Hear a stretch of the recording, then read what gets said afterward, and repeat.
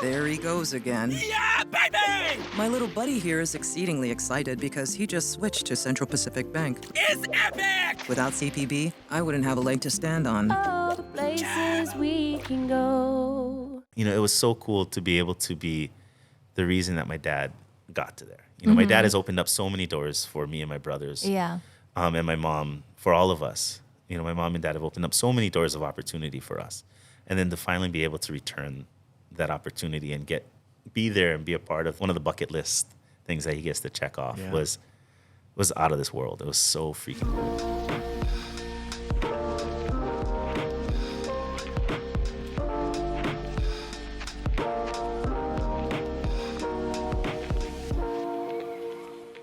Aloha, guys. Welcome back to Uncut Hawaii, the podcast where we get to interview Hawaii's most interesting and innovative creators, entrepreneurs, and change makers. I'm Kolby. And I'm Dustin, filling in for Andrew. Dustin is everybody's right-hand man. He's been behind the cameras, and I'm pulling him in front of the camera. Yeah. And we have Justin Lee, Hey. also known as Jay Lee, right? Some people call me Jelly Stories. Jay Lee Stories. Big Island boy. Big Island Boy 24. 24. I get people that call me Biggles Boy. I don't know where they get Biggles Boy. Oh, because of the aisle. Yeah. Yeah. Yeah, but Big Isle Boy 24. So Justin is a professional spear fisherman, outdoorsman, Big Island boy, does all the things, hunting, fishing. That's the biggest part of like who I am. Like when people like ask like, how do you introduce yourself? I'm like, I'm a Honoka'a boy. I'm a Big Island boy. And that is like one of the proudest things that I am about myself is that I grew up in a town with no stoplights and I still call that place home. I love that. So you grew up in Honoka'a. Yeah, so we moved back home from Colorado because my dad and my mom finished up their graduate school work in Fort Collins. My mom went to nursing school at Northern Colorado, and my dad got his master's degree in biology from Colorado State University. Oh, wow. So we lived up there for about 5 years, and then when I moved home, it was the summer between 5th and 6th grade year. So you were born up there? Born in Hilo. Oh, born in Hilo. So born in Hilo, lived in Panieva Homesteads, across from the zoo. Nice. 400 Lama Street, I think, is our... Actually, I know that for a fact. It's 400 Lama Street. Nice. Lived there till we were 5 until my dad got accepted to grad school in Colorado State. Oh, that's and then we so moved cool. there, and then we moved back home. So you remember living up there? Oh, 100%. Yeah. That's the core of like my kids, my childhood. Yeah. So Yeah. did you grow up like doing outdoor stuff too out there? Yeah, so my dad's master's program was, his thesis was on the mortality rate of hooked and released lake trout or Mackinac trout up in a reservoir called Granby Reservoir. And so he spent so much time hooking and releasing lake trout. And that's what my brothers and I did. We ran around that lake. I don't know how we didn't die a million times over. And so we fished basically as often as we possibly could, whether it was catching the bait fish that we were going to use or catching lake trout to tag and release with my dad. And so we just spent it outside. Oh, wow. So you're doing the things that you still do, but just like in a different environment, in the lake instead of the ocean. 100%. And it's crazy, when you say professional spearfisherman, professional outdoorsman and stuff like that. It's crazy to get the support from some pretty big companies for doing what I grew up doing and what I would be doing without their support. Right. And but with their support, what it's allowed me to do more than anything is take the Honoka'a in me and spread it around the world. It's pretty rad. That's really cool. Good to I mean, see. you work with literally the biggest brands, outdoors brands, Yeti. What are some other ones that you work with? It's so weird, and I feel kind of douchey even saying it out loud. Why? Because it just... It's the dream. You're living the dream. It really, really is. And it just kind of, I don't know, I just feel weird when people ask me like that. But so I work with Yeti. They've been really, really awesome to me. I work with a company called Salty Crew, which is a surf brand out of San Diego. Really, really rootsy, fun group. And their basically motto is, just because there's no waves, don't leave the ocean. You still can fish, you still can dive, you still can sail, hang out at the ocean, don't go home and play video games. And then in the camouflage world, Sitka, which is, I think, make the best hunting equipment there is. The best. Yeah. The best. And then a backpack company called Mystery Ranch. I work with Matthews, Traeger Grills. Yes, we love Traeger. I love Traeger's. What's in the Traeger? What's in the Traeger? And I work with a company called ProTech that makes a a sugar-free energy hydration supplement as well as sunblocks. There's a drawer system in my truck called Decked that I love. It's pretty rad. Like, to think 6 years ago that I would get paid to go spearfishing and to go archery hunting is mind-boggling. Yeah. It's crazy to think that. That's so cool because it's almost like you carved your own path to be able to do the thing that you love. Because, I mean, growing up, did you know anybody who was like a professional spear fisherman or outdoorsman? Not at all. The guys that I idolized growing up was my dad, my uncle, the stories of my great-grandfather, and all the legendary things that he used to do. And it's all the uncles and everybody that I used to hunt with, and they were always like the beacon that I would walk towards. Yeah. My dad has had 2 pretty bad spinal injuries when he was younger. So when he walks, his natural gait is kind of like a drunk man. Like, he'll drag his toes a little bit. Oh, for real? And whether he's sober or had a couple of Coors Lights, his toe dragging gets progressively worse the more Coors Lights he has. But, I tell people all the time, not all superheroes wear capes, and mine drags his toes. Because my dad was the beacon that, showed me into the ocean and into the woods with a spear gun and 3-prong in tow and with a bow and arrow in hand. Tell me about like how your dad learned, because isn't your family originally from Honoka'a? My mother is from Molokai. Okay. So my dad is a farm lots Panieva boy. His mom and dad, my grandma and grandpa raised an anthurium farm in Panieva. And so he's a St. Joe boy. And he learned to hunt and spearfish and everything from my great-grandfather. My dad's dad passed away when my dad was about 15 years old. Oh, okay. And so my great-grandparents kind of took them under the realm and kind of showed them the way as far as the hunting and spearfishing and that kind of lifestyle and surfing. Like, he was one of the original Honolulu boys out there and surfed all the time. Sweet. So it's pretty radical to see his lifestyle. Yeah. And my brothers and I talk about it all the time. It's like, could you imagine if so my dad has 2 big spinal injuries when I think he was 20 or 19 when he had his first, and then shortly after he had his second. Spinal injuries as in he got the bends. Oh, shoot. And so he had a bubble in his spine, and so he wasn't able to walk for a little while, and then he finally started to be able to walk, and then a shelving unit at Safeway fell on him and twisted him. Was he That working? was- Yeah. Yeah. That was the second one? Yeah. Oh, my God. And so it never broke his spinal cord, but what it did is it caused a lot of blood inside of his spinal. And so it put a lot of pressure. And they basically, in a nutshell, just went in there, cut it off, and just scraped out as much blood clot as they could. Oh, my gosh. And so and it's starting to catch up to him. But,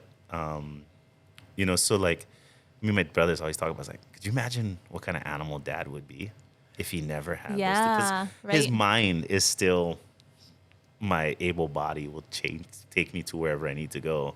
But his body doesn't allow him to. And that unfortunately. happened right as he was becoming an adult. Yeah, I think the second one, the really big one, happened. I believe my mom and dad just had gotten married, and my mom was pregnant with me. Oh. And Dang. my mom and dad talk about it, and how my dad is all like, "You got to leave me. I don't want to. You don't need to be with a cripple. You need to do this. That kind of saw it Yeah, drawn yeah. out. Burden you. Yeah, I don't want to burden you with this. Yeah. And thankfully, they're still there. I got a younger brother since then, so Yeah. obviously it worked out a little bit. But it's crazy to think one slip step, Yeah. or one oops can change your whole course of your life. Yeah. And but in the same aspect, if he wasn't slowing down, would he have gone back to school to get his That's master's true. degree in Colorado? Yeah. Would that have taken my mom to get her nursing degree in northern Colorado? Yeah. So I think, as hippie as it sounds, everything happens for a reason. Yeah, no, the good totally. and the bad. So And then he has now you to carry on what he probably would have been doing. I wouldn't even want to know what he could have done if he had the body that would have allowed him to do it. Luckily he had a great brain to fall back on to allow him to get to the professional goals that he's wanted to do, and being the father figure and help us kind of, afford for my brothers and I to chase dreams. Yeah. Yeah. Oh, that's so cool. I love that backstory. Yeah. And that it's like something that was passed down to you, that was passed down to your dad. Many generations of your family have been doing stuff like this. Yeah, it's like, so we do a reforestation project on the south side of the island that we're trying to bring back a native Hawaiian forest called Honoka'a. And there's a picture as soon as you come into our cabin of my great-grandfather, and he's holding a ram with a bow on his shoulder. And, like people that have been doing something for a long time. Like I started archery hunting and shooting a bow when I was like 10 years old. Yeah. And that's like 30 years ago. Yeah. That was a long time Yeah. ago. But to think that archery has been in my blood since Yeah. the we're early like- 30s. Yeah. you Yeah, know, that's so crazy. it's crazy Yeah. to think like, Almost 100 years. And probably even before that. yeah, like it's- they're probably it's making ins- different tools and stuff. different But tools. Yeah, it's crazy to think that, the archery has kind of been the backbone to what we've done. Archery and getting food and substance from the ocean, like spearfishing, bow fishing, throwing net, regular fishing has just always been a part of our life. I love that the tradition of the thing that you do, like it's not just hunting or fishing. It's like there's a deeper connection that you have to it. And that I think a lot of people in Hawaii have that same kind of like, oh, my grandpa, I remember sitting on the beach and watching my grandpa just like hold his net. Like my grandpa, I'm from Ka'u, and so my grandpa would be down at like Honoka'a, and he'd just be like holding his net, and I'd just be like watching him it felt like hours. I was like, holy crap, just like throw that freaking net around. But now when I see a net, I like instantly, it like takes me back to that, like Yeah. being a kid, like watching my grandpa like hold his net. He's not even throwing it. He's just like holding it, watching, and like wondering like, what is he looking at? Like, what is he waiting for? When it comes to throwing net too, like the patience that's involved in that, like you said, standing there, because eventually, I mean, especially in Ka'u, if you don't have too much white water disrupting the surface, the fish can see you. So you have to stay like Stay a still. freaking Yeah. still and for as long as possible to allow those fish to get the trust that nothing's different, and then work their way back in. And yeah, when you see like the old grandpas throwing that, it just makes me so happy. I'm like, Yeah. that is so epic. Yeah, me too. So you grew up doing all the things like hunting. I mean, what was like your favorite thing when you were growing up to do? It was crazy. Like when I was hunting, I didn't want to be anywhere else in the world. When I'm floating in the ocean, I don't want to be anywhere else in the world. So growing up, like, man, I remember this is how sketchy the world or my childhood was. Isn't it crazy when you look back like, how are we alive? I have no idea. Like, I don't know how I didn't get up. Maybe I wasn't that cute of a kid, but I don't know how I wasn't abducted when I was little. Like, my dad would drop me off at the Poudre River in Colorado. And my dad worked at Colorado State University at the time. And he would drop me off at like 8 o'clock in the morning, come and check on me at noon, and then pick me up at like 4 o'clock in the afternoon. How old were you? 8, 9 years old. Or like me and my brothers would jump on their bikes and we would ride, down the bike trails in Colorado. They've got a crazy bike path throughout of Fort Collins, and we would fish and stuff. But like, yeah, I mean, when I was 8, 9 years old, that was my paradise. Like that was heaven for me. Sitting on the shoreline of the river, fishing for carp with corn, looking for swallows and everything like that underneath the bridges and all the birds and everything like that. Like, you couldn't have taken me away from that. Like, that is core to what it was. And then you fast forward a couple of years when we came back home. My cousin Kyle and I used to get dropped off at the Kona Pier. So we're 10 years old now. Get dropped off at the Kona Still, Pier. that's younger than my daughter, so she can't even go walk down the street. You can't. That's You can't do that. No, No, it's, no. you can't. No. And we didn't have cell phones back then. Yeah, There was no yeah, pager. that's true. There was nothing. Like Yeah. if somebody would have taken me at 8:30, they wouldn't have even known when to look until noon. There's no Amber Alert going off. Nobody's phone's gonna be like, "Hey, look for this 5-foot, Yeah. little kid." And so, yeah, when we came home, same thing. Like my uncle would drop us off at the Kailua Pier, and we would fish there from like 5:30 in the morning till 2 o'clock in the afternoon. Wow. But those were like the funnest days. I mean, getting so sunburned. Yeah. Yeah. You put Also, sunblock. back then, there was no sunscreen. Yeah. You put whatever sunblock you had at 5 o'clock in the morning because that's what Uncle told you to do. And then by 6:30, it's worn off already. And you're just Done. by Yeah. the end of the Oh, day. in that Kona sun, too. Man, But it's yeah, crazy. there was definitely a line between the back of my butt and the bottom of my back. Like, Yeah. it was crazy. But like you think back on that, and like that's where the name Big Isle Boy comes from. Because in my head, that's what every Big Island boy did growing up. Like we got dropped off at the shoreline. Like my best friend Wayne, we call him Big Game Wayne from Honoka'a. You look at his young kid pictures, because we started being friends when we moved home in the 6th grade. But you look at his pictures, and he was doing the exact same thing that I was, just in a different setting. I was in Colorado, and he was there. And then when we finally got together, we used to run, maybe this is even illegal to say, the Honoka'a Weir. Like, we've got a water system that used to water all of the sugarcane. We used to live in that thing growing through the summer times. Like, Yeah. we would go catch crayfish and sell them 10 cents a crayfish so we Oh. could buy 20 airheads. Look at you, little entrepreneur. We would stand on the side of the road with 2 buckets and sell crayfish. And people would buy them like crazy. We would back get then. people come Yeah. up and be like, how many you have? Like, I don't know. How about we'll give you $60 for the bucket? Dang. $60? We're Whoa, like, for a "What?" 6th grader. Exactly. We I'm were rich. like, exactly. That's how much candy you can buy with $20 back then. Yeah. You know? Totally. Airheads, too. Oh, I think the 20-ounce Mountain Dews were 99 cents back then. So we used to drink Mountain Dews and eat Airheads all day long. That's so Just crazy. lived on Yeah. sugar. Oh, Yeah. for sure. Yeah. For sure. And then I go back now to like where we used to play when we were little. Is it still there? Oh yeah, that weir is still there. It's still running. It's the Kohala Flume. Okay, Basically, it starts yeah, from yeah. Kohala, goes all the way through Honoka'a. I don't know where it goes past Pauhau. Oh, it's that same flume that It's the connects same all the flume way? all the Wow. way. And it's cool. Like we would take boogie boards and flashlights and go through these caves. Like at 11 Really? years, oh my gosh! Like if I found out my kid was doing this, I'd be super proud, but I would yell the crap out of him. I'd be like, "What are you guys doing? Get You out know of how there!" dangerous that is? But we would walk through these and these holes that the culverts and stuff like that you go through. It's just natural rocks. Like if you were in there and an earthquake came out, Oh, damn. You'd be You're done. done. Yeah. but you don't think like that when you're little. You're like, bro, get Opu's in there. We go. Bro, get the JoJo's. So you just chased everything out there. And yeah, Wayne and I grew up in the pastures around Honoka'a. And, you look at like all of those things and you hope that my kids will be just as feral and just as They won't. independent. They won't be. My kids definitely won't. And that's I don't know if that's a sad thing or a progressive thing that where we're going, like this is even bad to say online. Like I could not navigate an iPad as well as my 4-year-old. For sure. There's yeah. no way.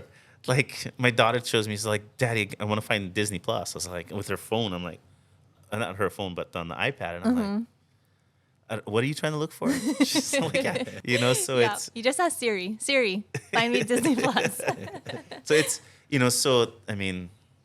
there's a big part of me that wants them to have at least those roots. Yeah. And that's why we chose to live in Honoka'a. And I love Honoka'a.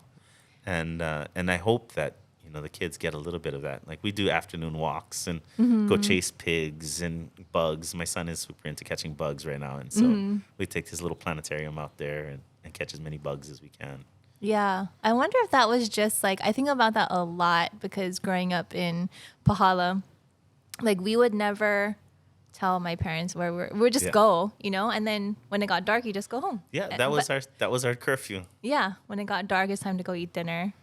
But I'm like, there's no way that my kid and my man is pretty safe too, But even just walking the dog, I'm like, I'll be right back. I'm like, just gonna go down to the stop sign. You're gonna be okay. She's 11. She's like, I'll be fine. I have my phone. But yeah, it's a different time now. I It don't totally is. know, I and it's remember- kind of sad. I remember Brandon watching me and my younger brother when we lived in Colorado. And so Oh. that means that I was 8. My younger brother was 5 and Brandon was 10. Hey, but he probably knew how to like cook something, Simon or something like that, that was for you. that was our life. Like I don't know if you guys did this, but we used to make fried rice. And it was just basically the old rice, a can of tuna, and oyster sauce. Oh yeah. All the time. That Yeah. was, bro, fried rice. And if like, you have furikake on that too. oh, you're We golden. used to get like super creative. Remember like the small strips of nori? Oh, Yeah. yes. Yeah. Like, Oh, look at you stepping it up. yeah, you know. I still eat that to this day, actually. Yeah. No, It brings me back. I can't find the skinny nori. The It's skinny in different- that yeah. little pack. There's like 2 There's 5 in pieces there. or something. Yeah, Yeah, yeah, 5. The one with the red cap. Yeah. Yes. Wait, do they still KTA make upper that? shelf. Really? I promise. Okay. I want to try That's that. like, that's my daughter's favorite Snack. snack. Yeah. Is you make tuna, Oh, I rice, haven't seen and then that in. I mean, the Korean one I see, but that Yeah. one. And like some of them were hot too. You didn't know which one it was. Yeah. Yeah. It's like Because it's the playing same roulette. exact bottle. Yeah. Oh my It's god. like you lick it. Like, this one's good. This one's good. Yeah, we could do this one. But yeah, it's crazy to think of like, what was normal for us, as because you Honoka'a boy too, countryside. Yeah. Pahala, you're not that much different than us. You're just a little bit Just drier. farther away. Yeah. Dry So that Yeah. country lifestyle that Yeah. we grew up in was just a common thing. Yeah, it was. You get up at 8:00 or 7:00. Lucky if you ate breakfast. Your mom and dad probably left for work already during the summertime. You just left. Yeah. you know? Summertime is just free for all for like 3 months. Like, Yeah. I'll see you later.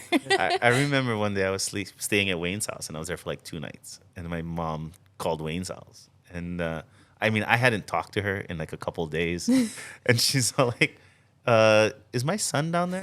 Wait. A couple of days later.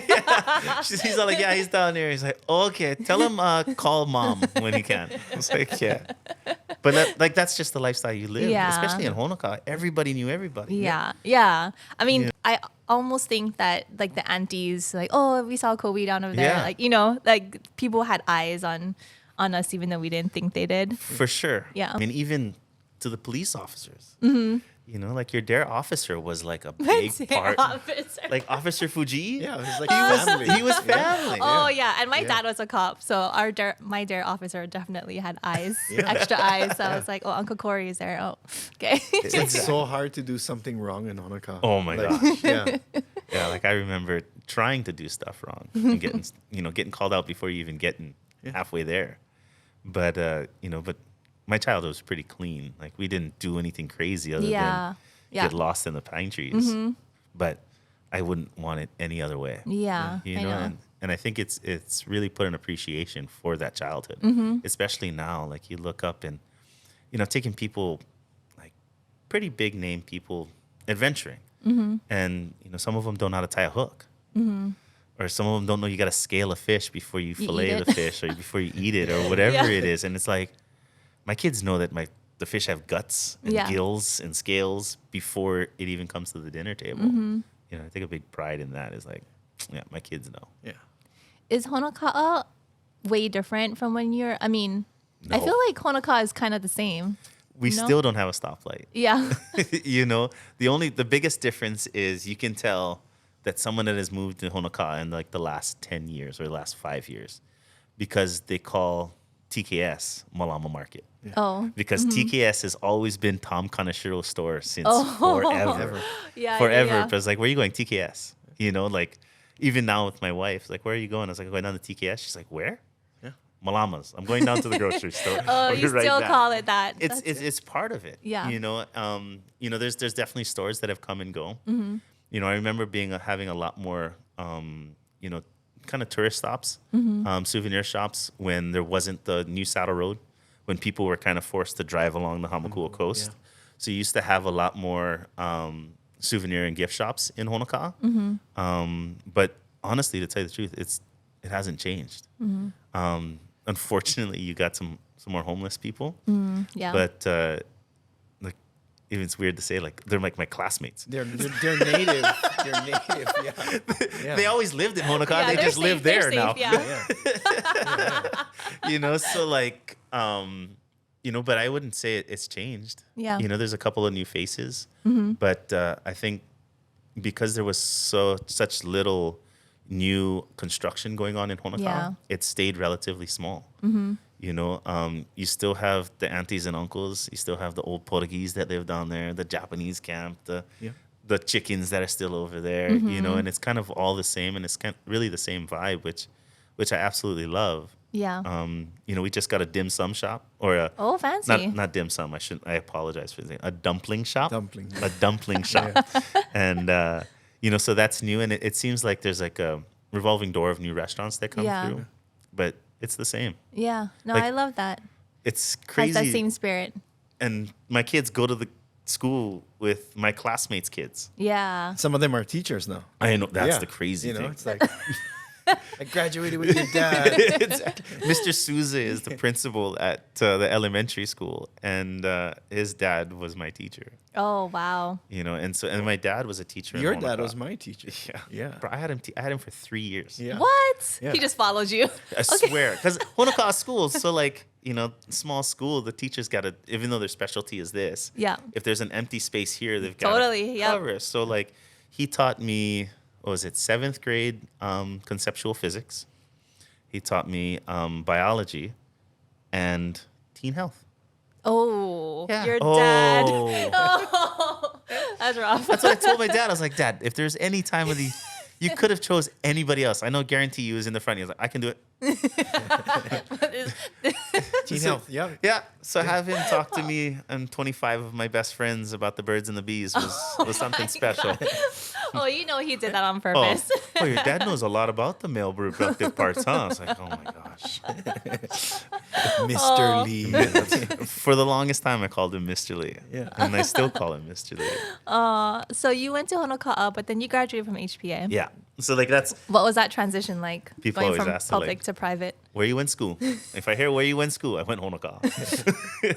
Where did you graduate? Where did you graduate from? Oh, Hawaii Preparatory Academy.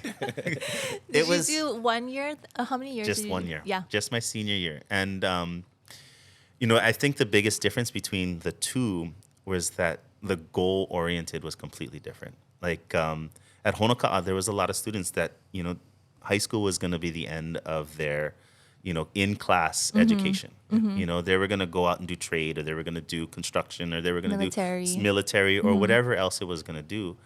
So they just had a different goal set, not a wrong goal set, not a whatever it is. It's just that their life path was going to be a little different. And then when you went to HPA, there was nobody in the class that thought that this was going to be the last place. Yeah. So everybody at HPA was all like, okay, so where are you going to school next? Continued education, right? How many schools have you applied for? to? Yeah. You're like, remember my senior was like, how many places you applied for? I was like, I just plan on going to UH. You haven't applied for anywhere else? Like, just to UH. And then when I started swimming, and that's the reason kind of I went to HPA was to swim with Mark Netzel. Oh. Netzel is the man. He is one of the most influential people in my life. Yeah. When That's I was, awesome. because I started swimming with him my junior year in high school. My He dad was my recruited you swim from Honoka'a? Well, it was kind of it was just me on the swim team. So my freshman year, it was Wait, it was just you on the swim team at Honoka'a? well, there was a couple of us, but I was the only one that showed up regularly. So my freshman year, it was me, Brandon, my older brother, Keone Rigador, but he was our manager. He used to just swim. And then there was a girl named Sandy Tonoy that had the prettiest freestyle in the world. She just couldn't turn it up a notch. Her stroke was perfect, like a coach's dream. She just couldn't get any faster. Oh. So it was pretty amazing. But we had 5 of us, and so my dad taught us at or coached us at the Honoka'a pool. And there would be days that we would show up and the lifeguard wouldn't show up, so we wouldn't have practice. Or there would be days where we had water fight in the bathroom and get kicked out, so we couldn't practice. But Brandon and I still made it to States our freshman year, or my freshman year was his senior year.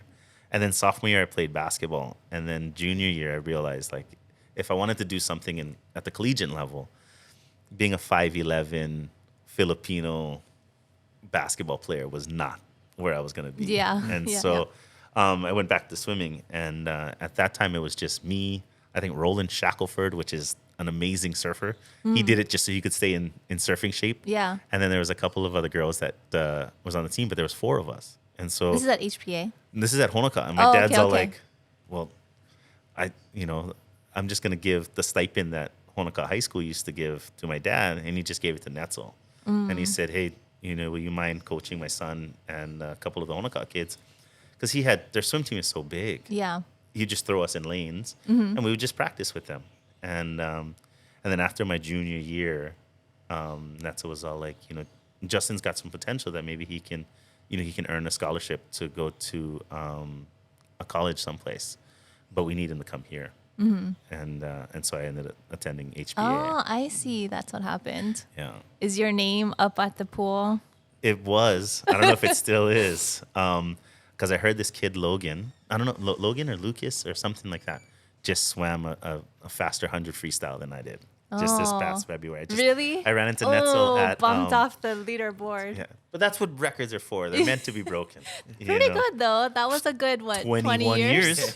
I graduated in 02. Oh, that's pretty good. So, but yeah, it's, to swim with Coach Netzel and, the kind of life lessons that we did together. Like, we would travel, and he would be in the same room as me. Yeah. And so he was my roommate. And it was so funny because he was just having his daughter, Carly. And to see this, like, big macho, in shape, bald head guy you never wanted to mess with. And then he'd come in with, like, we went and did a swim meet in Oahu at Punahou. And he came in with, like, little girl clothes. Yeah. And you just see him just all excited about having a daughter. And I just remember watching and just being like, this big tough man's got like a soft core. Oh, he really truly does. So he's still coaching. My daughter swim for him. He is such a good man. And he's my next. He lives like 3 houses down from me, so I see him all the time. But yeah, he's such a great family. Yeah, he's very, very accurate with kickboards. He can hit you with a swim kickboard as you're swimming down the lane. Oh damn! If you're doing something something he doesn't want you to do, you better be ready to catch a kickboard in the arm, in the back of the head, someplace. It's coming across the pool. I love those coaches though that like make really like prepare you for life in a way, or like really like change the course of your life. Like those coaches are just like such treasures. My volleyball coach in high school is that for me. That's awesome. Yeah. That's what Netza was for me. Like he's the reason I went to the University of Washington in Seattle, is because he pushed me and was all like, no, go apply for other places. Go look outside of the islands. The islands will always be here. Yeah. You've got to go see what else is out there. And thankfully I went to the University of Washington, but I only went for 2 years. My back and butt became the same color. And I came back home. Too cold, too rainy. Too cold, too rainy, too gray. Yeah. I came back home. But what was a big takeaway from UW? There's lots of Hawaii people over there. A crazy amount of Hawaii people there. It was super, super rad. From the athletes. And so like everybody would get like a box from home. And so everybody would be on like a little text thread. Be like, hey, I got a new box from home, and we'd all run over there. Yeah, I got kakimochi. Exactly. I got some lihimoi candy. I got a lot of juice. And we just pig out for the day and be like, oh. And then we planned it so like every week someone else would get it. Oh, that's fun. It was rad. Like looking back at it, I wish that I just stuck it out. But like you look at it back too, it's like, I mean, if you made that red light, maybe you would have gone to a car accident or whatever it was. And I couldn't have imagined my life being any better than it is right now. So, it all happens for a reason. I wish I would have stuck it out. But so you left after 2 years, came back here. Did you go to UH? I went to UH for a semester, and then I started waiting tables at Tiki's Grill and Bar. And when I was waiting tables there, or I actually started as a busser, and then got to waiting tables, and then I started to manage. When they asked me to manage, I didn't have time to go to school. Yeah. And so they offered me like $29,000 a year, bro. I was like, damn, roll up. And then realized that $29,000 wasn't nothing. So did that for a few years. And then, but like kind of did everything when I lived on Oahu. Like I drove a car for Carry International. So I was like a chauffeur. Oh, wow. I picked up dry cleaning and drove around. Yeah. I worked at Quicksilver because I wanted half off of board shorts. Smart. Should have worked at the dive shop is where I really should have worked at. That's where I spent all of my money anyway. And just kind of did a little bit of everything. And then when I left, I was working at Chef Marvel's as a server and driving. But it was like when, you remember that airlines iFly Go? Mm-hmm. And it'd be like $19 airfare. Yes. Oh my God. And they had like that 1 year anniversary and it was like $1. And like, so I remember like booking flights to come home, like Yeah. whenever I had 2 days off in a row. And then after, 6 months of that, I'm like, what am I doing? Yeah. Time to go home. Yeah. And so when I came home, I moved home and opened up a restaurant with Brandon called Bikini Grill in Waimea. And while we were doing that, I got into the fire department. And I was a firefighter for a while. Jack of all trades. Master of none. No, master of a lot of them, actually. How long were you a firefighter? I was a firefighter for just under 8 years. I got in and then Oh, that long? Wow. when my daughter was born, I left. And like, it's crazy. I talked to my wife just recently and I was like, because all of like the guys that I were in class with are all captains now, or at least drivers. And I was like, man, because when I left, I had just taken the FEO exam. So I did that. I passed the exam. We got married. I didn't go to the assessment. And then we had our daughter like a year and a half later. So there's a good possibility that I would have been at least driver. And I told her, I was like, I could be a driver or a captain right now. She's all like, honestly, I hated that schedule. Yeah. And to make any real money in the fire department, you either have to have a side hustle Yeah. or work a lot of overtime. Yeah. And working overtime meant more nights away from home. So like when we were dating and it was just her and I, like I would say yes to every overtime. And then we would take, vacation off and I could use that time. But so I would just take up as much time as I could. And so there was like half of the month where I wouldn't be home. And you think about it, like, yeah, like she's like, I'd rather you go home. You'd leave on your hunting adventures for 4 or 5 days. And then when you're home, you're home. Yeah. Then every other night you be gone. It's a different story when you have kids. Yeah. Like when it's just you two, it's like you kind of deal with it. But the cool thing is, I mean, with the fire department, like there was no job I loved more. Like the camaraderie. I mean, it's like Boy Scouts for men. Yeah. You sit around the campfire, you shoot the shit, you talk smack with one another, you challenge each other, you do all kinds of stuff, and then when it hits the fan, your brothers that you're sharing the dorm room with have your back, and that the ultimate goal is for everybody to come home. And, when you get into that kind of like that brotherhood, it really is a special place. Yeah. And the fire department was that. It Was it such hard? a cool Was it place. hard for you to leave that? The hardest decision. Really? Yeah. Like, people like, when you propose to your wife, was that hard? I was like, no. It's like, have you seen my wife?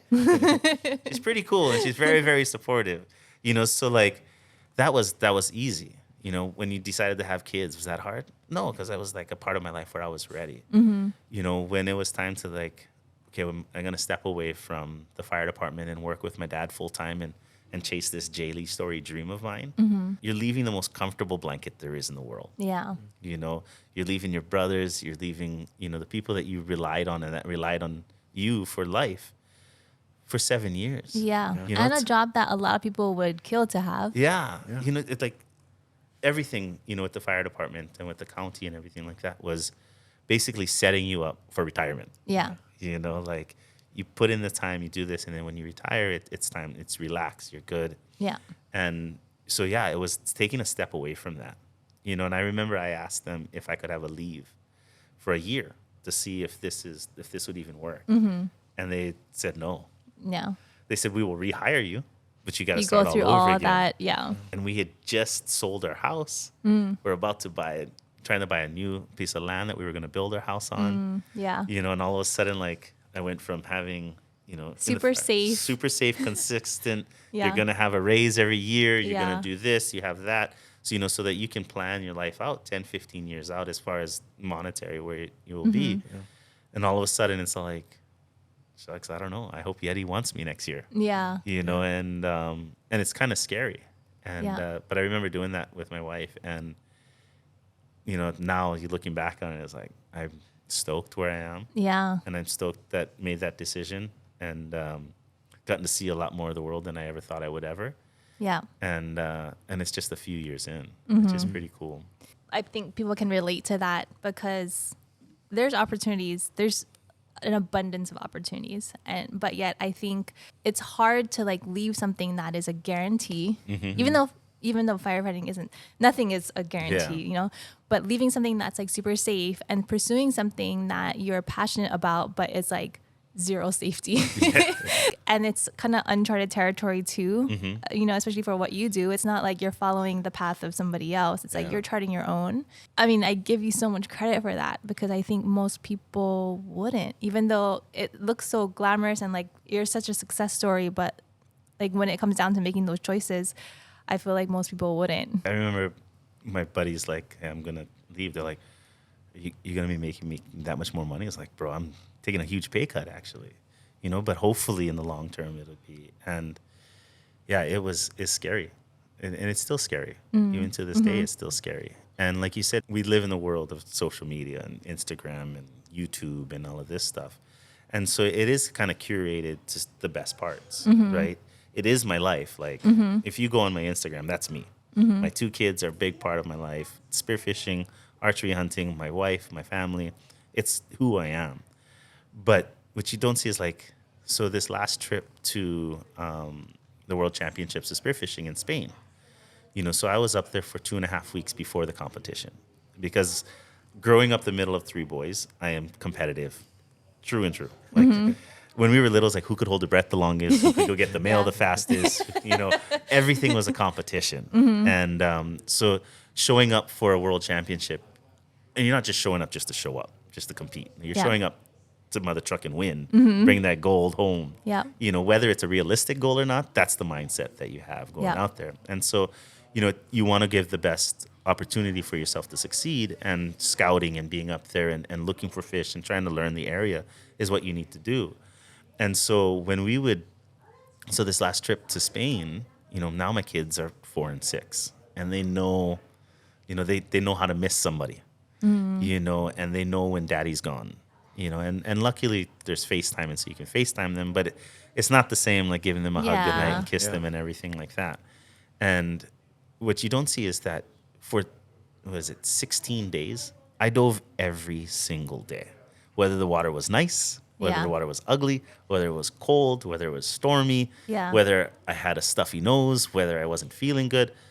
I had a purpose to be up there, and I was in the water. And so like when people are like, oh man, it's so lucky that you got to go to Spain and you're spearfishing in Spain. And it's like, yes, I am 100% lucky. Yeah. Like, and I count my blessings, and you know, you can't take that blessing away from me and how grateful I am for it. But there's also another side of the coin where it's work. Like, and it's work that I gladly will do. And it's work that I have a lot of fun doing. But there's days just like any other job where you're like, I want to sleep until noon. Yeah. I want to go eat ice cream. Yeah. I just want to sleep. You know, I miss my family. I miss my family. Yeah. And so, you know, I wouldn't want it any other way. And I'm glad that it's this way. But there's just a part of it that people don't realize. Like, there's bad days of the job at Jaylee Stories as well. Yeah. Oh, that's good. I like that social media is kind of shifting where we are showing a little bit more like vulnerability or like the other side where it's like not all just like the postable stuff, but like the harder stuff. And I think it's like important, especially you're a dad, like, you know, like passing that kind of real lessons down to your kids. I think it's good to hear the other side too. It's the real part of it. It's the real part. Yeah. You know, it's all real, and it's all branches of the real same story, but it's branches that are very, very part of that tree. Yeah. The ugly branch that has no leaves is a big part of the tree still. Yeah. What has been the most memorable trip or a job that you've done that has like up there, way up there? You know, it's because they're all just completely unique, and I know this is like the politically correct answer. Yeah. You know, it is. You really can't choose one over the other. Yeah. You know, because something's happened on that trip to really stand out. But one of the funnest, and because it was a big group, was we went to Greenland for Yeti 2 years ago. And I went with a bunch of people that I've looked up to in the hunting world. You know, a guy named Remy Warren, you know, Adam Foss, this guy Cole Kramer. You know, I've got to hang out with these giants that I've always looked up to and really revered and put them in a different type of light. And just to share a hunting camp with them for 8 days and fishing with them and hunting alongside with them and coming in and talking about the pros and the cons and the highs and the lows of just everything was a blast. And to get to know them on a personal level was just mind-boggling for me. It was so cool to be like, yeah, they miss shots too.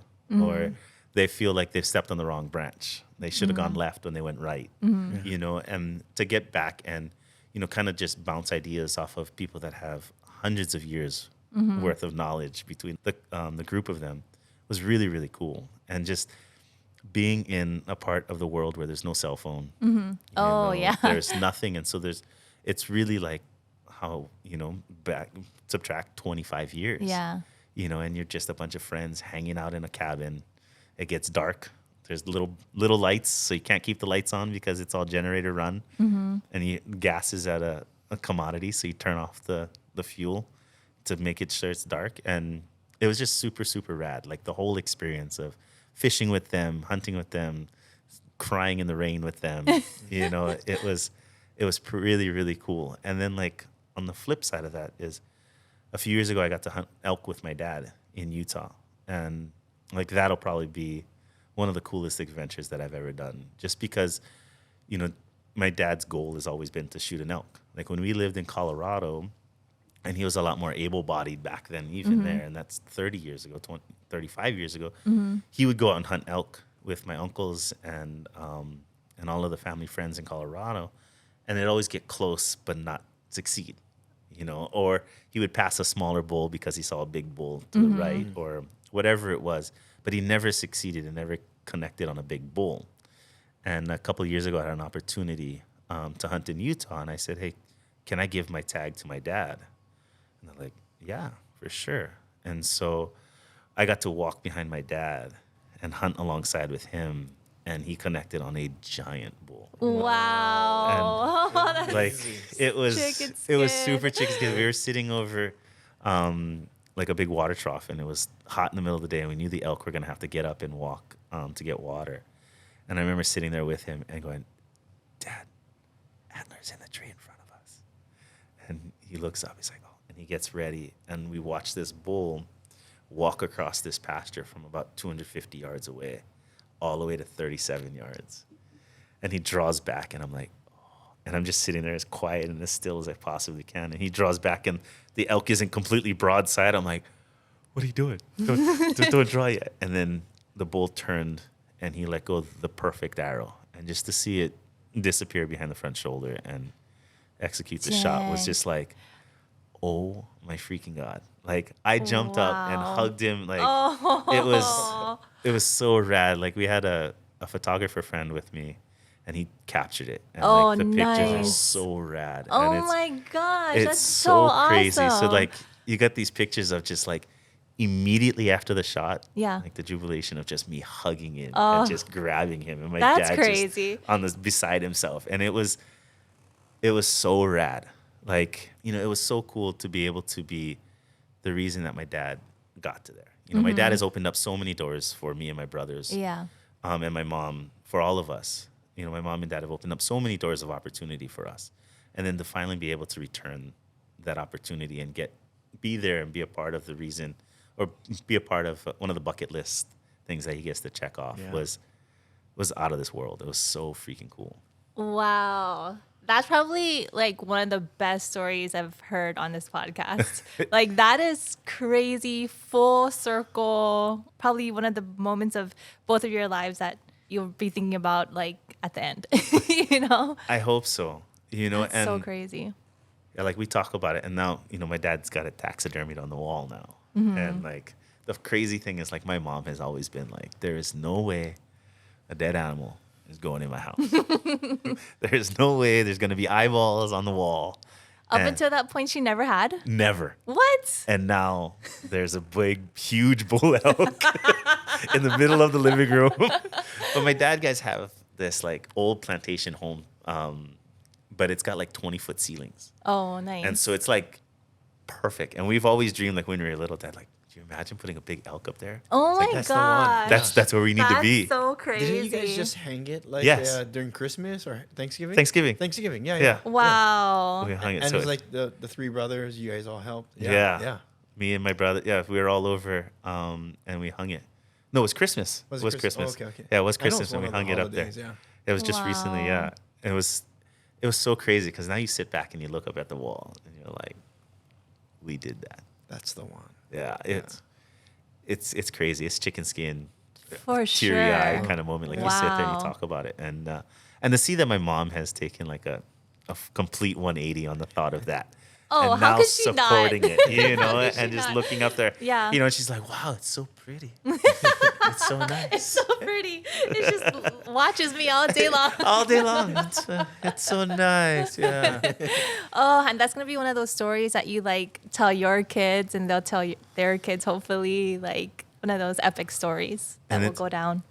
The cool thing is that we've got pictures that document Mm-hmm. it. You know, you have that raw emotion as soon as the arrow was let go. Mm-hmm. You know, and yeah, I can't thank my buddy Jay more for being there and taking time out of his day to come take the pictures with us. And he crushed it, and those memories are like plastered. It's crazy to think about like that moment, and then just what we were talking about when you're leaving the fire department. Like if Yeah. you never left, like who knows if you would have had that moment There's with no your way. dad. Yeah. There's no So way. it's like the way that life works out like that. It's just like it's so crazy. It's insane. Like, you know, we talked about it like earlier, like if my dad hadn't hurt his back, Mm-hmm. maybe we wouldn't have gone to Colorado and he wouldn't be where he's at now. And even meeting my wife, like, you see the scar right here? Mm-hmm. So I was chasing a herd of sheep up on our property, and I fell in the lava fields, and a rock went through my palm. Ouch. And so I couldn't go to the fire station. And so what does every local boy do? We'll go meet up with some friends at Sanse's. This is 15 years ago, right? Is that what everybody does? Well, that was the thing to do back then. that wasn't Pahala, that's why, you know. Yeah. Us people in the big city up here, the north side of the island. You know, but like, because Sanse's, I'm sure they still do it, but 10 o'clock, after 10 o'clock on Friday and Saturday night, sushi was half off, and there was karaoke. And so, like, it was like a high school class reunion every Friday and Saturday night down there. Yeah. / UFC event. Oh, guarantee, guarantee. Lucky thing never really had any beef with me. But, you know, and I walked in there, and my wife was presenting her thesis at the Marriott at a college conference on, you know, minorities in secondary education. And so that's what she did her master's thesis on. So she presented it there, and then she and her girlfriends went to Sanse's. And so, like, you talk about how the world just works in mysterious ways. If I didn't cut my hand, I would have been working at the fire station that Friday night. But because I had fallen and got a rock stuck in my hand, I couldn't go and grab a fire hose. So I couldn't go to work. And so I went to go meet up with some friends at Sanse's. And when I walked into Sanse's, Sonali was there. And she's like, hi, my name is Sonali. And I was like, that's weird you say your first and last name. But Yeah. I'm Justin Lee. Yeah, And yeah. she's like, no, my last name is Kwanfet. My first name is Sonali. Sonali. And she's like you're sitting in a hot sauna with a Lee. And I was all like, I'm an idiot. I'm sorry. Is that really what you said to her? Yes. And then we were at Sanse's and we had a good time, and then we went to Lulu's and then danced, and then I Yeah. dropped her off at the Marriott with her friends. And I was like, you guys want to go to the beach tomorrow? And she's all like, yeah. I was all like, okay, I'll pick you guys up at 6, because they had to catch a plane at 1. So I was like, I'll pick you guys up at 6. And she's all like, that's in 4 hours. I was all like, if you guys want to go, I will be here. She's like, yep, we'll be here. So I showed up with coffee and papayas, Aw. picked up her and a friend Maria, and we went to Makalavena. Wow. We look back at like what you would do if your kids did the same thing. Like if my daughter just met this boy from the other side of the world, jumped in a car and went down a 4-wheel drive road like Makalavena with some stranger At 6 in the at morning. 6 in the morning, I'd be like, yeah, no, that's lickings for sure. You know, but like, you know, had I not cut my hand, had she not been walked into Sanse's, we would have never met each other. And I wouldn't, you know, like you say it, you know, if you find that true partner, that one that is there for you and support you, you bring out the best in both of you. And she We literally seriously, just heard that from Kalena. Oh, really? She literally just said that. That's so crazy. you know, Yeah. Got chicken skin again from her and you. That's so Yeah. crazy. because if I didn't have the support that I have in a partner like Sonali, none of the Jay Lee Storage dreams would have ever come true. You know, and, you know, I remember talking to her about, you know, hey, I'm thinking about maybe leaving the fire department. What do you think? And she's like, for sure. What is it that you want to do? And I was like, well, Dad said I can come work with him. And so, you know, but he he can't afford to pay me as much as the fire department pays you, but he'll allow me the time off to chase this Jaylee stories to find sponsors that'll cover the gap. And she's all like, yeah, for sure, let's do it. And it's what it is now, and it's just insane. That's so great. Did you keep the rock? Did you keep the rock that was in your hand? I should have. I should go back, and I know exactly where I fell down, so I probably could find that rock. Oh, I love that. You know, That's so crazy. It's like, it's almost, when you hear stories like that, it makes you think like there's something else. Like, you know, that there's something else that's like kind of guiding us. I know it's like trying to think of like, how are we going to talk to my daughter when she gets her heart broken for the first time, you know, or how something doesn't go her way, one reason or the other. And, you know, the crazy thing, good thing is like, Daddy was supposed to be working at the fire station, but I fell down and got a rock in my hand. And at the time I was like, I can't believe couldn't get stitches because it was too deep and they wanted to heal it from the inside in. So I remember looking at my hand going like, what the heck did I just do to myself? Yeah. Like, I can't hold my bow right now. I can't go spearfishing. It felt like the end of, as spoiled as it sounds, like the end of the world for a little bit. Like, I mean, yeah, because I need my to left do your hand. thing. I need to do Yeah. yes. And so like also, you know, you get a weird curveball. But at the end, you know, I've got a beautiful little daughter and a crazy Viking son, and you know, so it all happens for a reason, and hopefully she'll understand that story and not feel as sad. But I dread that. I dread like. Well, a so you friend got coming another here. like 20 years ahead of you before that. You have to have that talk. I don't know. The funny thing is, so like we were talking about how my kids are going to school with my friends' kids. Yeah. And Kwaiko Botello, which is a kid that we hunted together, and I think he's a year younger than me in high school. His son Ransom and Elle have been going to preschool together from Kamehameha schools the first 2 years. And then during kindergarten, Elle went to Puilo and he went to Honoka'a. But then this year they went to Honoka'a. And it's like Valentine's Day, like when he gave her a heart bracelet. When I went and dropped her off, I walked her to class and Ransom saw her and ran across and put his hand on her backpack. I'm like, you guys are 6 years old. You guys need to stop this. Like, Okay, maybe not 20 years exactly. then. I'm scared. It's like, oh my gosh. It's 6. I know. It's putting. He's into jujitsu, so he's good. He can take care of himself. Yeah. And he'll take care of L too. Oh, perfect. Yeah. Perfect. No worries. Hawkeye is right behind. He is a bull. Like my younger brother's son is like 5 months younger than my son Hawkeye, and but Hawkeye outweighs him probably by.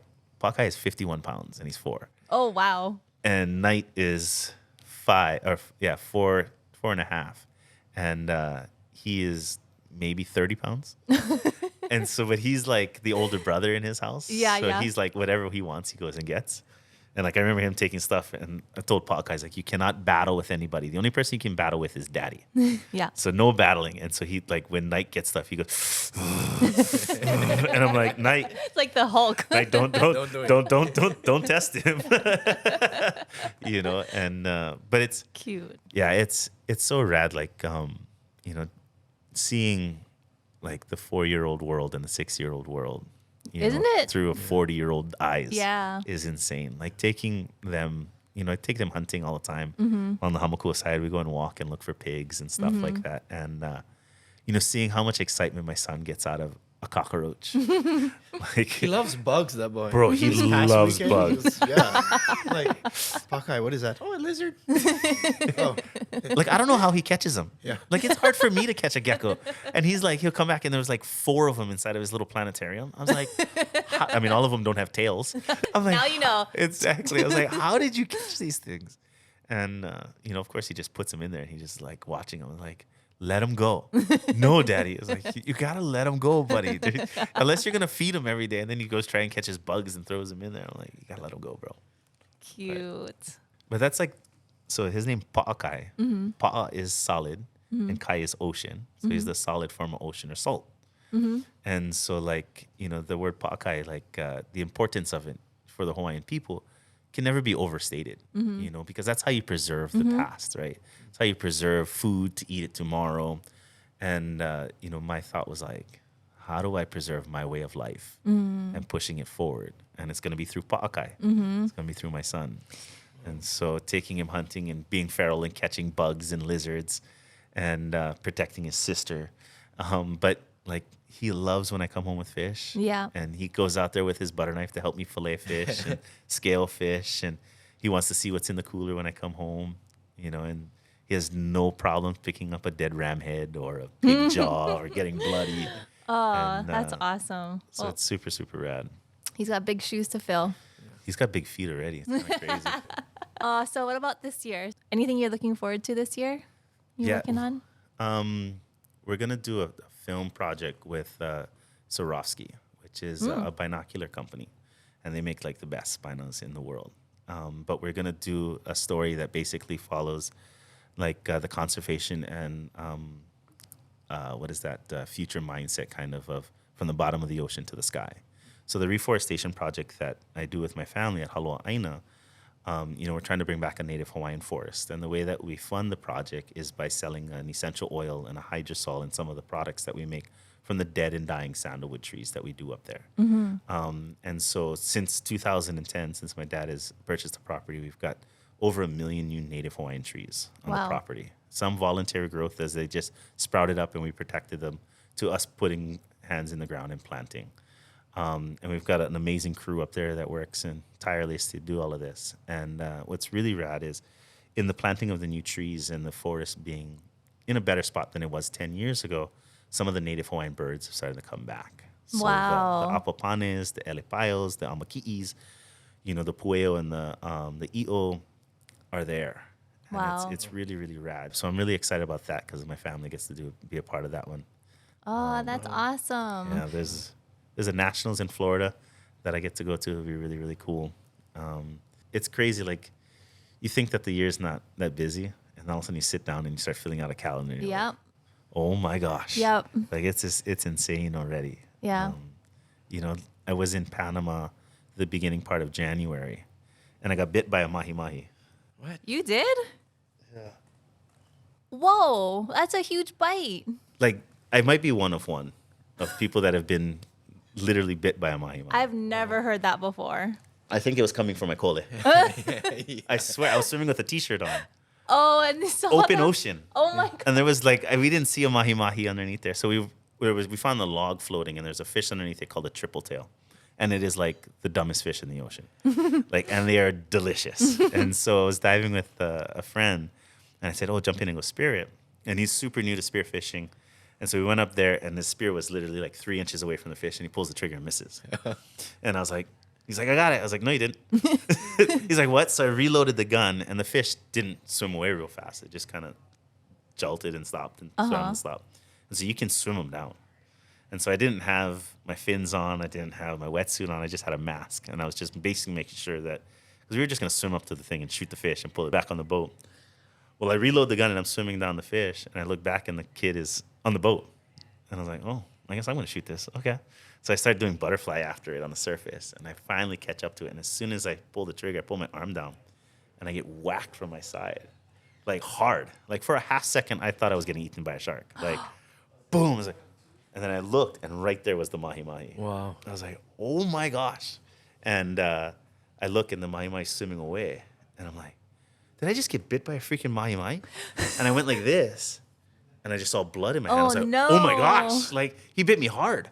And so I'm like feeling it. I'm like, well, okay, it's not super deep, but blood on my hands. Like, oh my gosh. Yeah. So I swam out and got out of the water, and I looked at it, and it was like, the kid on the boat was like, bro, what happened? I was like, a mahi-mahi bit me. He's like, no way. I was like, yeah, lucky thing it wasn't an ono Oh yeah. or a barracuda or Yeah. something. Oof. So Would've that been missing the bottom side of your would be bicep. gone. Yeah. So now it's like, now I got to cover up my kole. Yeah. Didn't think that one through when you were getting that tattoo. So like my arm was like this. Yeah.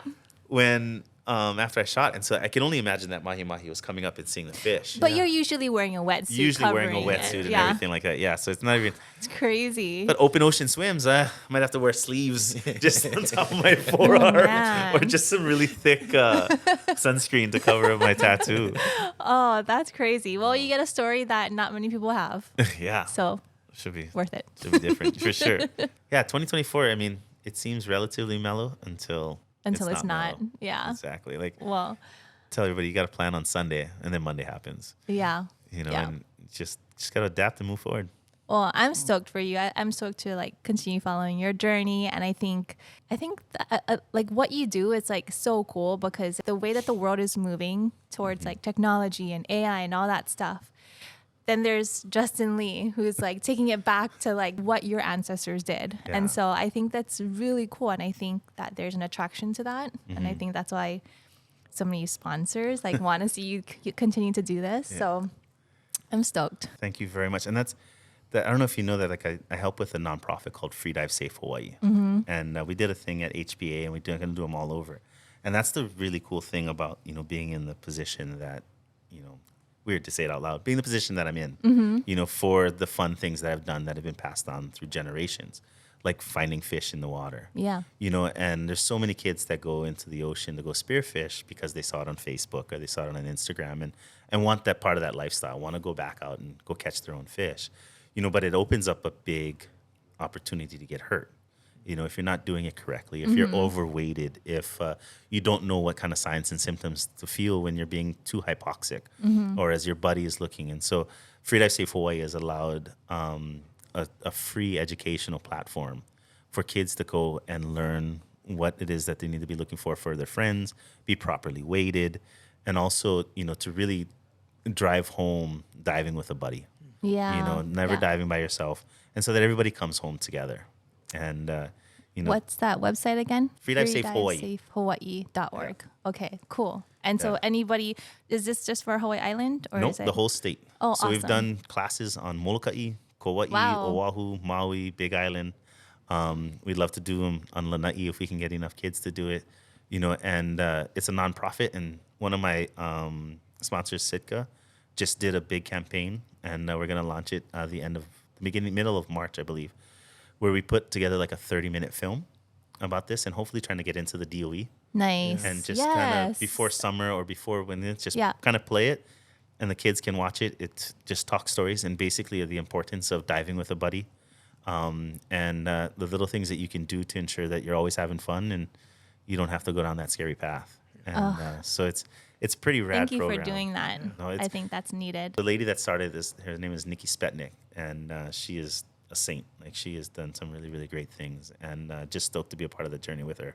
The crazy thing is, like, we did a class in Hilo, and 2 days later, one of the kids that were in the class saved his friend. Whoa. Yeah, like 2 days. Wow. Like, his friend was came up, took a breath, and then started sinking, and it passed out.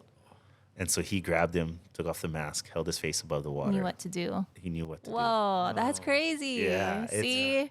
That's chicken skin. That is. It's crazy. It's proof is in the pudding that it was Yeah. needed and it continues to be needed. Nice. Well, thank you so much for doing that. Thank you for being on. That No, was I'm so stoked. fun. I'm super, super stoked to be here. So people can find you on Instagram, Yeah. Big Isle Boy 24. 24. What does 24 stand This is for? my favorite number growing up. Oh, and So you're it's in like- your favorite. You're in the year. Exactly. Yeah. It's This is your bingo, year. bingo. Yeah. It's just my baseball number and volleyball number and all of that. Okay, growing cool. up, Big Isle Boy 24 on Instagram, YouTube. Trying on YouTube. I'm gonna Yeah. start.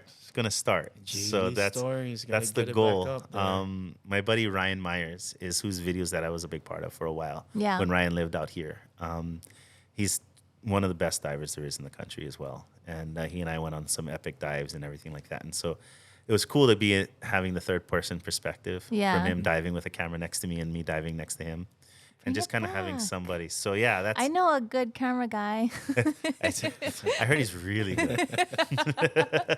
Super good looking too. Look at how let me clean know. those lines are. It's amazing. It's the reason I had to wear a hat. I was like, I saw his headline. I was like, yeah, this Talk maybe about not so jack much. of all trades. I mean, this guy does a little bit of everything. 100%. Yeah. You only live once. Yeah. Yeah. Do it all. All right. Well, Jaylee, thank you so much for being here. Thank you, Dust, for jumping in for Yeah. co-hosting. Yeah. Thank you guys for watching. Please subscribe, share, do all those things, and we'll see you guys back here next week.